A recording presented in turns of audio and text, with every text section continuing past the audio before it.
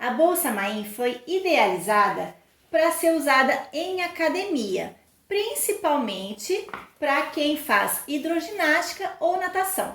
Porém, nada impede que ela tenha outros usos, porque é uma bolsa muito versátil e com um tamanho super bom. Eu considero essa bolsa com um tamanho compacto porque existem bolsas e até malas para levar em academia que são bem maiores. Esse tamanho foi pensado para atender às necessidades da minha mãe, que faz hidroginástica, e ela não gosta de levar muitas coisas para academia. Ela é bem prática. Então, uma das características dessa bolsa é que ela é toda impermeável por dentro. Aqui por fora, ela é feita com tecido, porém, aqui na lateral e na parte do fundo, ela é feita com sintético, que é um material impermeável. Como ela é toda pensada para uso em áreas molhadas, aqui embaixo ela tem os pezinhos plásticos e em toda a peça nós evitamos o uso de ferragens exatamente por conta de molhar. Aqui na frente ela tem um bolso que é bem prático para acesso rápido e o fechamento é com velcro.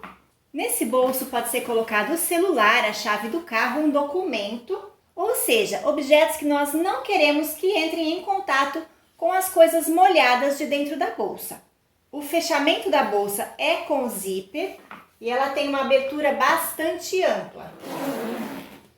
Aqui na parte de dentro nós temos um bolso amplo, livre, e esse bolso substitui a nécessaire para colocar aqui pente, frasquinhos de shampoo, condicionador, um creme de cabelo, para quem realmente quer levar o essencial naqueles frasquinhos pequenos.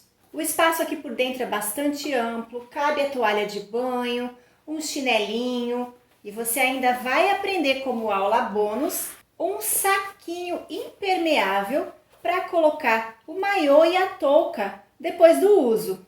Esse saquinho abre quase que totalmente. Ele é feito com um material totalmente impermeável. Então, colocando aqui o maiô e a touca úmidos, não tem problema de molhar o que tem dentro da bolsa. Nesse saquinho, nós temos ainda essas alcinhas para pendurar dentro da bolsa. Então, aqui na parte de dentro da bolsa, nós temos uma tira, uma alcinha para poder pendurar esse saquinho. É só colocar o saquinho dentro da bolsa, acomodá-lo na posição que você deseja e pelas alcinhas você vai pendurar na alça que está dentro da bolsa.